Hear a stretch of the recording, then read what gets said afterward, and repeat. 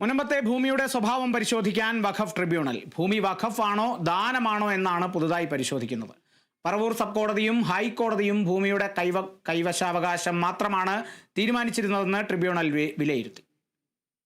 ഏറെ വിവാദമായ മുനമ്പത്തെ ഭൂമി ഏത് സ്വഭാവത്തിലുള്ളതാണെന്ന് 1971 പറവൂർ സബ് കോടതി വിധിയിലോ അത് ശരിവെച്ചുള്ള 1975 ഹൈക്കോടതി വിധിയിലോ വ്യക്തത വരുത്തിയിരുന്നില്ല.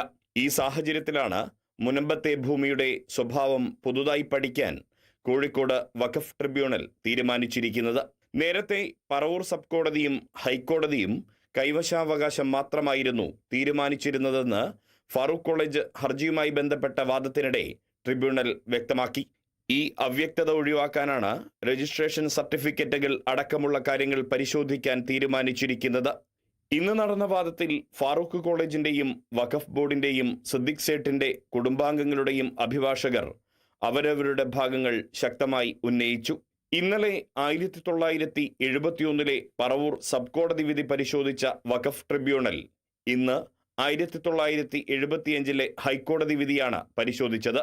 വഖഫ് ട്രിബ്യൂണലിന്റെ തീരുമാനത്തിലൂടെ മുനമ്പം ഭൂമി വഖഫാണോ മറിച്ച് ദാനമാണോ എന്നത് സംബന്ധിച്ച് ആദ്യമായൊരു പരിശോധനയ്ക്ക് കൂടിയാണ് കളമൊരുങ്ങുന്നത്. മുനമ്പം ഭൂമി വഖഫാണ് എന്നത് സംബന്ധിച്ച് സംസ്ഥാന വഖഫ് ബോർഡ് 2019 പുറത്തിറക്കിയ ഉത്തരവാണ് വാദത്തിന്റെ ഭാഗമായി നാളെ കോടതി പരിശോധിക്കുന്നത്. Riyas KMR, Kerala vision news, Kozhikode.